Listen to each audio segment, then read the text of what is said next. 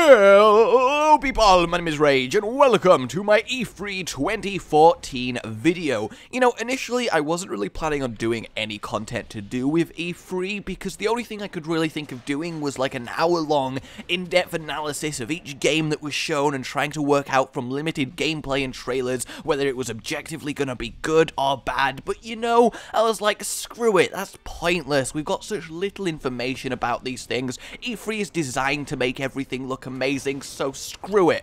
I'm just going to have some fun with this and do a good old top 10 list because I don't get to do them often enough and I love making them. So this is going to be the top 10 games shown at E3 that I was most excited for. Now, I'm going to try and keep it to brand new games that were revealed at E3, but I'm also slightly extending it to existing games that were announced but really got a lot of new information delivered about them at E3. So without further ado, let's get on with this. I am looking forward to it and I hope you guys are too. So the first thing I want to do is just briefly talk about the event as a whole. Generally speaking, it was a lot better than last year's event. There was no clear winners for me and no clear losers. Nintendo did what Nintendo does best, have a really slick pre-recorded demonstration showing some cool new games and some cool iterations on their established franchises. There's no real complaints and no real woes from Nintendo. They just did a solid Nintendo job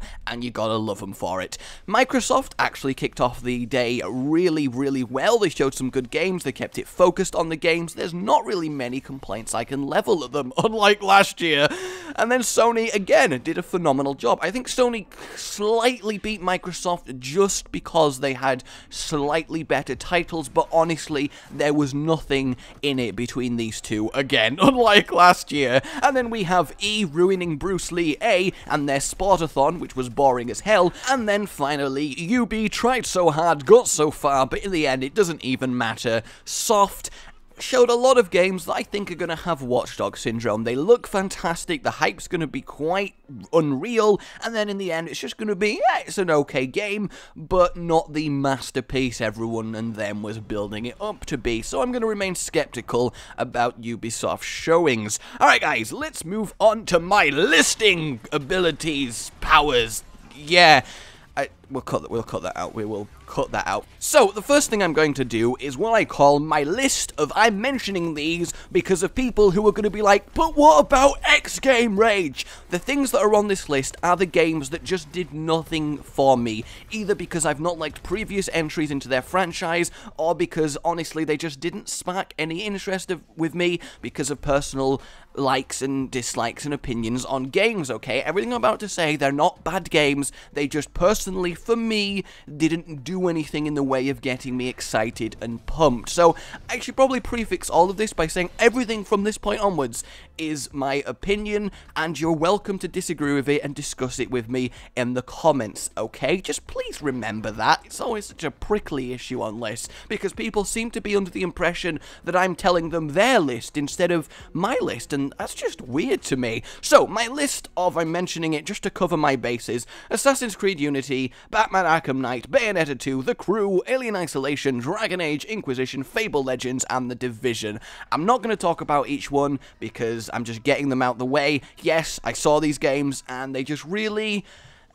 they could prove me wrong, but from what I saw at E3, just nothing incredibly exciting in each one of them. I realize Hollow's going to kill me for putting Batman on this list, but I've never really got into the Batman games, so I don't really know why I should be excited for a new one. I am aware objectively they're fantastic games, but again, you know the reason behind this part of the list. Cool. Next up is going to be my honorable mentions. These are all candidates that nearly made it on the actual top 10 list, but just kind of slipped down for no reason other than there was just 10 games I was more excited about. I am really excited about all the honorable mentions I'm about to say, and I probably will be playing most of them. So, The Order 1886. This was the closest to also being on my didn't do anything for me list.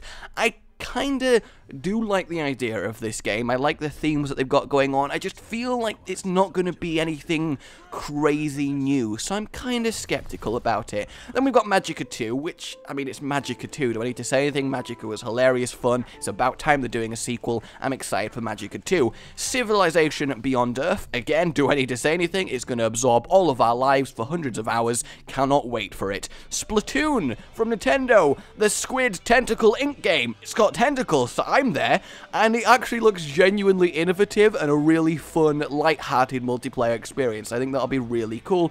The new Super Smash Bros, I mean, really, do I need to, again, all these are very self-explanatory. It's Super Smash Brothers.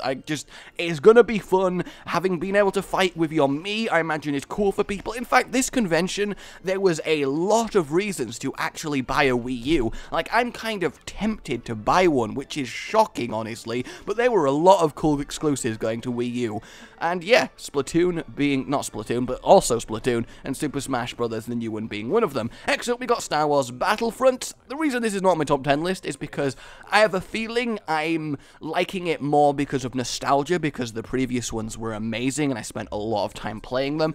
I'm just kind of skeptical and a little bit worried that they might screw it up, so I'm just leaving it in the honorable mentions. But don't get the wrong opinion. I love Battlefront, and I am super excited to see a remake, and I guess it's a new one more than a remake, but either way, you know what I'm saying. I really am. I just hope it's fantastic, is what I'm saying. Next up, we have Hyrule Warriors, Dynasty Warriors, and Zelda.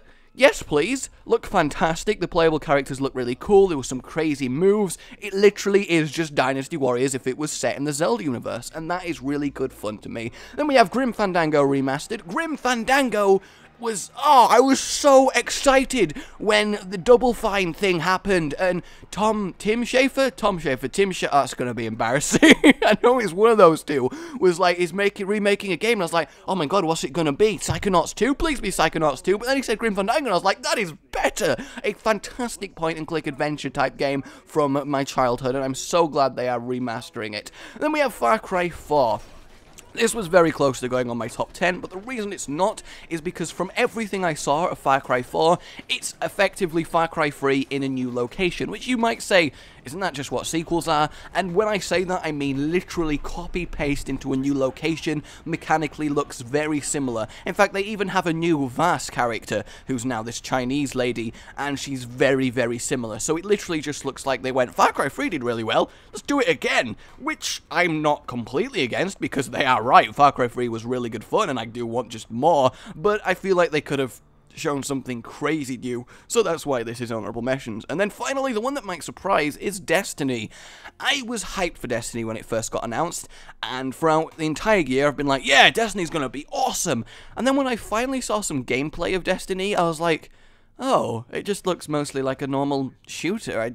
Maybe I didn't see the correct parts of gameplay. I watched it for like half an hour, and I just wasn't that excited. I felt kind of let down, but maybe that was a Ubisoft syndrome. Too much hype, and obviously the product cannot deliver to the expectation, but I just wasn't as excited as I thought I was going to be. It did look like a solid shooter, which is why it's in honorable mentions and not the previous list, but yeah, what can I say? It just really did not look as mind-blowing as I thought it was going to be. So that is those games out the way. It's time to go on to the official top 10 most excited for games shown at E3 2014. Probably could refine that name, but there we go. Number 10. Yes, indeed. And it is Dead Island 2. I know. Okay, so I feel like I should justify this one. The original Dead Island, the trailer was fantastic, as we know, a really emotional trailer. The game kind of was nothing like the trailer, and therefore was disappointing, but if you look past that, it was a fun multiplayer zombie-killing RPG-infused experience. It wasn't half bad, but the reason it is on this list is because it won, hands down, the award for best trailer shown at E3. It was hilarious, it was just got me pumped for the game, it was just perfect for a silly zombie experience. It's like they finally realized what type of game Dead Island is, and they are going full on for it in Dead Island 2, and I actually am secretly, like, hoping and secretly think that they will actually do a very good job with this one. I think it will be a dark horse, this game. I think they'll do a very good job, and I think it could very well turn out to be one of the best zombie games ever. That's my conspiracy theory crazy prediction, that Dead Island 2 will turn out to be one of the best games ever. But yes, it's here mainly because of the phenomenal trailer, and remember, this list is the games that got me the most excited to play them, and that trailer very, very much got me excited to play Dead Island 2, and the fact that Jesse Pinkman and what sounded like Jack Black was voicing the characters. I know it's definitely Aaron Paul, but I don't know if it is Jack Black. It did sound like him, and that's cool as hell. So yes, new zombie game, Dead Island 2, fantastic trailer, it was funny, and that is why it is here. Okay, number 9... Sunset Overdrive. Again, this is here simply because it was a awesome, funny trailer for another zombie game. Bright and colourful, parkour-y, shoot things, self-aware, just liked a good, fun zombie game. There's not much I can say about it. Dead Island 2 and this are pretty interchangeable. I couldn't really put one on list without the other because they are both fun, colourful, new zombie games, and I'm excited to play both of them. Sunset Overdrive looks like it's got the most innovations, and if I had to predict logically, I'd say it would be the better game of the two, but you know my suspicion about Dead Island 2. So yeah, Sunset Overdrive, really, really surprised by how just fun that game looked. Okay. Oh, 808, you symmetrical bastard. Rainbow Six Siege. I am as surprised as you are. I don't really like modern shooters. I don't really like shooters.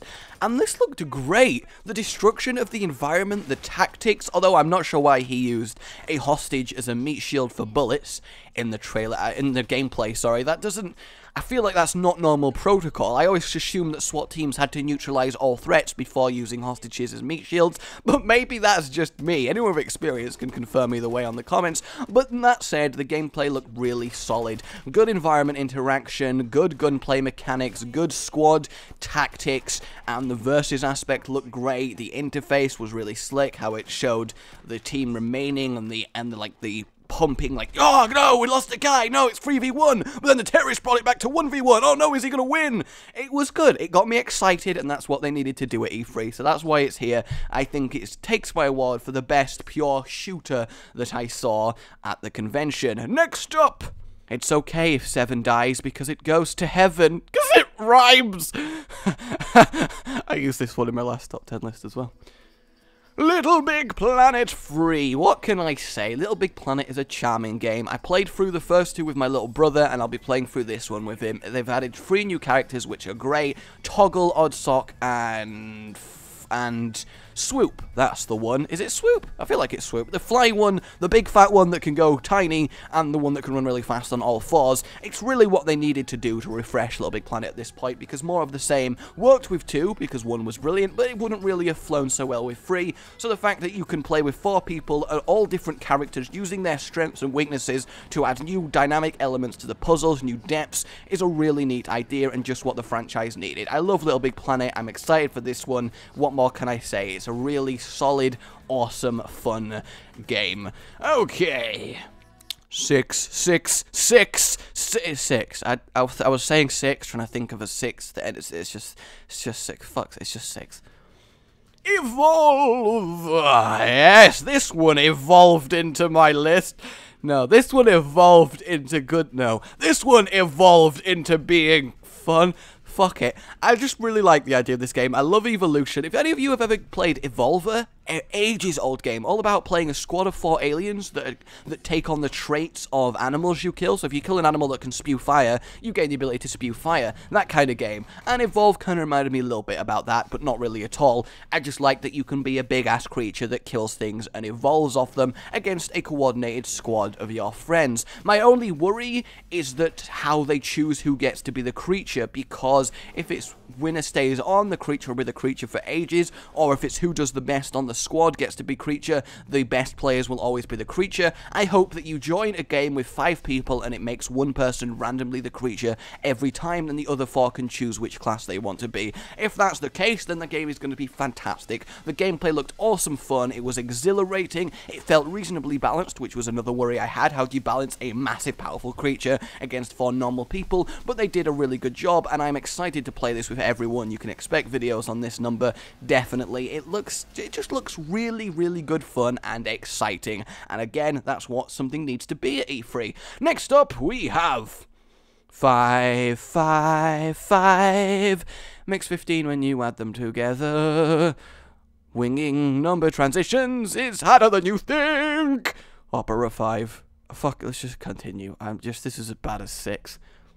Bloodborne, a new IP from FromSoft. Yes, indeed. Not exactly Project Beast. Well, this is what Project Beast was, but not a new game in the Soul series is what I'm saying, but still very exciting. The combat looks very similar, though it's a lot more action-focused instead of reactionary defensive focus like in the Souls game. It looks a lot more high-paced. The graphic style's really dark and gritty, but still very slick. There's guns, that's going to be awesome fun, and just generally from the very limited preview of it that we got, it did look very, very good, honestly. I mean, it's from the creator of the original Souls games. What more could you ask? It's going to be a fantastically dark, gritty, the story's going to be given to you in pieces and clues. We already don't know that much about the story, and it's going to be an exploration, high-action, RPG, Souls-esque new game called Bloodborne. I mean, there's not much I can say because there's not much that was shown, but I do know it's going to be great simply because of the person, I forget his name, and I don't want to butcher it because it's Japanese, but the person who is working behind this has always delivered fantastic games, so I am sure that this one will be very good. I'm excited indeed for Bloodborne. Next up at number 4... I wouldn't blame you if you went out the door, because, for fuck's sake. Kingdom Hearts 3! Yes, indeed. Now, honestly, this would have been on my list even if they hadn't shown it. Even if someone just in the crowd had gone, Kingdom Hearts 3! Then technically it counts as it being at E3, so I'm going to talk about it. I fucking love Kingdom Hearts. The games are fantastic. The gummy ship stuff in Kingdom Hearts 2 was probably one of the best customization experiences I've ever had. I love messing with my gummy ship, making it as sleek and efficient as possible. And what can I say? Kingdom Hearts I often find is like Marmite. People either hate it or love it with a passion, and I'm one of the people that love it, and I just cannot wait for Kingdom Hearts 3. I'm probably almost definitely going to buy a PS4 for quite a few games actually, but this is one of them, and yeah, I'm excited to play it. See, the thing is, I don't need to explain this one, because if you hate Kingdom Hearts 3, you don't care, and if you love it, then you know exactly why this is exciting and why the other games are good, so I really don't need to say anything, but it's Kingdom Hearts 3. I know, high five, it's gonna be awesome. Cool. Number 3, what could it be? Well, you'll have to see now. Rise of the Tomb Raider. Yes, I am very biased towards this one, but I am also very excited. The previous remastering, remake, reimagining, whatever the last one was that was just simply Tomb Raider, was really good. Nothing mind-blowing, but a solid 7, 8 out of 10, I'd say, and one of the best Lara Croft experiences in years. This franchise will always hold a special nostalgia place in my heart, because the original Tomb Raider was the first game I ever played, thanks to my dad being a PC gamer while I grew up. So I will always look favorably upon this franchise, and I am glad that they are redoing it, making it definitely better, I would say, overall. At least better than the middle era of Tomb Raider. The first era was always fantastic, but they are definitely an improvement to the maybe past 4 the previous one titles, if that makes sense, and I'm just excited to see more of the same. And I am especially excited because I think the original one, the first one, just Tomb Raider, that I played a little bit on the channel and then played by myself because I just wanted to enjoy it, I'm sorry, was them dipping their toes in the water, making everything solid, and just trying their best to make a good Lara Croft experience. And I think with this one, they'll get a bit more adventurous, make the story a little bit more expansive, make other characters actually interesting instead of just Lara, and I think they'll try more cool things, especially on a mechanical level. So I really think this one will be expansive, them really going for it, now that Tomb Raider, the one before this, I wish they'd name them properly, oh my god, was a relative success. So I am very heartily excited to play the next installment in the new Tomb Raider series. Moving on. Number 2. No, I got nothing. I'm not going to make a joke for number 2. Fuck you. That rhymed. No Man's Sky. This was a bolt out of the blue, out of nowhere. This mind-blowing, amazing game caps off the Sony game showing. I mean, it looks great. A vast planetary solar galaxy system, that's not even a word, I don't even know what I'm saying, of planets that you can fly between, explore, find new flora and fauna, have space battles, have your own ship, everyone starts on their own planet. The exploration and just finding new creatures got me pumped for this, and other people love the space combat, the smooth transitions between space to planets. It looked glorious. Now, I'm a little bit worried that it will be very superficial in that basically you explore and it's fun, but then there's not much depth and there's not many things to do, so it kind of gets a little bit boring, kind of the Cube World syndrome. But I hope for this game. I am very hopeful, because if they pull it off, it looks to be mind-blowing. I was so excited for this, so was everyone else. It was just fantastic. No Man's Sky is it just took it by storm. It looked great. There's not much I can talk about it, because I just saw the trailer, but it does look absolutely fantastic. I just hope that it has the depth to keep people playing.